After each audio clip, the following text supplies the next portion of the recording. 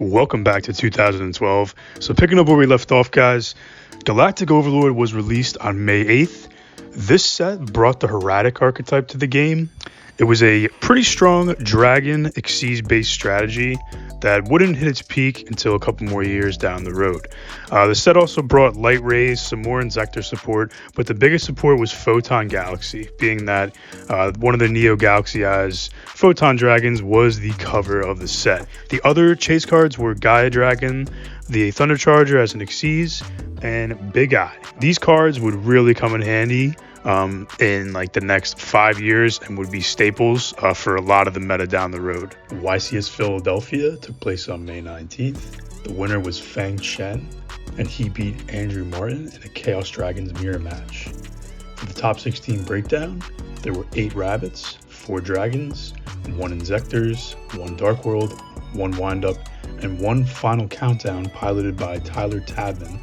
So this was another impressive top by him, especially to do it with GKs earlier and then now with the final countdown. Also, one of the rabbits was Joe Giorlando getting another top 4, so that was pretty epic. And then even more epic, 11-year-old Oliver Tomiko made it all the way to top 8 with his rabbit deck. After YCS Philly, Battle Pack Epic Dawn was released on May 29th. This was the first ever Battle Pack. And it was really cool. This allowed for like draft format to happen at future events. Not everybody was a big fan of that, but channels like Galactic God at the time and a bunch of other ones did some really cool tournament videos. Heading into June, it kicked off with the release of Turbo Pack 8. I mean, who doesn't like this one? Ultimate Rare Thunder King, Ultra Rare Skill Drain, Super Upstart.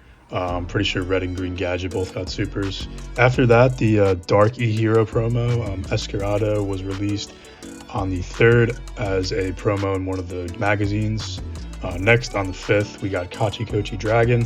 This was like pretty overhyped. I mean, gadget decks really took advantage of this, and just rank 4 spams. It was just another toolbox rank 4, but nothing too crazy in terms of card design. On June 12th, the Gold Series Haunted Mine was released. This was an awesome set. I remember getting a box of this at the time. I wish I knew as my young lad self to hold on to at least one box of these because they are extremely rare nowadays, and the Ghost Rares are pretty expensive. The Ghost Rares were awesome. You had Gores, Blue Eyes, MST, Solemn Judgment, Barkion, and Herald of Perfection. So some really cool upgrades, and I really did like the Gold Ghost kind of combined rarity. I thought it was really cool. I think the Blue Eyes and the Solemn Judgment are my personal favorites, along with probably the Gores. This then moved us into the last product release of June, which was the Overhyped Samurai Warlord structure deck. I picked up 3 of these bad boys and had some fun with it for the time being, but it really was overhyped. I mean, outside of a Phoenix Chain reprint, that was really cool because I believe you could only get it in a super, and I think there was a printing in the battle pack. It might be the next battle pack, but Phoenix Chain was just extremely hard to get, and the supers were pretty expensive at the time. The rank 4 cover card on it just never lived up to its hype. It had cool card design, but it just wasn't that good. The North American World Championship Qualifier of 2012 took place on June 29th in Columbus, Ohio. The winner was Tyler Tabman defeating Robert Lewis in a wind-up mirror match. So it really built the momentum for Tabman. He had the GK top, the final countdown top, and then he brings windups to nationals and goes nuts. He played a 42 card list, instant fusions in the main, a Tech Spear Reaper, a Tech Gores.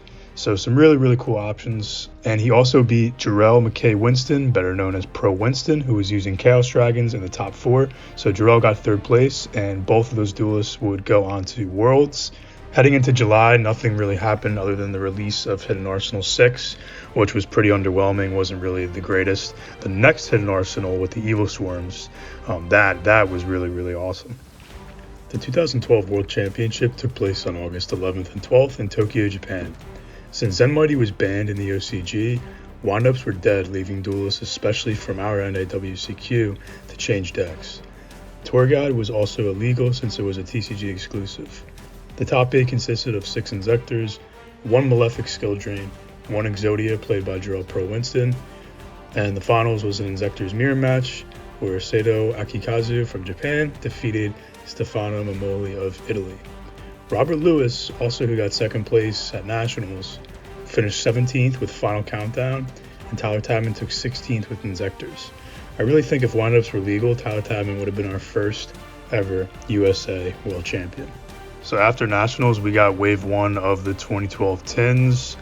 This is where we got Dolka and the Heroic Champion Excalibur tins. Both of them had wind-up Zen mains as a super rare promo, which was really cool. But I think Excalibur took the cake here with the Lagia and wind-up Rabbit reprints. After the tins, we got Return of the Duelist. It gave us Yugioh, Spellbooks, and Madolches as new archetypes, along with more support to some previous ones. I personally love this set. It's really nostalgic for me at my peak competitive time in the game, and I built Yugioh from it for years to come. I'd have a lot of fun through like 13 and 14. And then September kicked off with the September 1st ban list.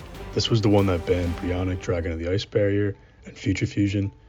Future Fusion was a big hit to Chaos Dragons because that card was absolutely broken. The limits were Chaos Sorcerer, the Gishki, Gust Kraken to stop the Gishki loop, Dragonfly, Hornet, big hits to Inzectors, Red MD, Spore, Tsukiyomi, Zen Mighty, Ultimate Offering. So Tsukiyomi was really cool to come off the list along with Spore, and Red MD along with Zen Mighty, both going to 1 were big hits to Chaos Dragons again and windups. The semi-limits were Kalut, Debris Dragon, Rabbit, Earth went from 1 to 2, so that was a nice boost to Agents. Tour Guide went to 2, definitely no shocker there. A Hero Lives went to 2, E-Call went to 2, Herratic Seal, the search card for Herratics, Pot of Duality, both Reasoning and Mirror Force went from 1 to 2, so that was awesome. For the unlimits, we had Necrogarda, Marshmelon, D-Draw, E-Telly, Level Limit Area B, Swords of Revealing Light, and Magic Cylinder. In October, we got 3 new product releases. The first one was Legendary Collection 3 Yugi's World. This is a really cool one with tokens, a game board, cool promos, and the mega packs pretty much reprinted like every vintage card from back in the day, along with some really cool reprints. These are just some of my favorites from back in the day. The next was the Realm of the Sea Emperor structure deck, or the Atlantean structure deck.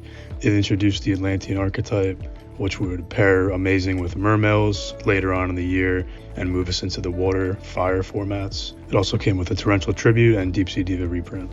Next came Wave 2 of the 2012 tins. These were outstanding. Mostly the Hanzo one. It still is one of the best tins to ever be released, and I don't think it'll ever be beaten. Both of them came with Rescue Rabbit as a reprint, but the Hanzo one just blows the competition out of the water. You got Maxi, Torga, and Shockmaster.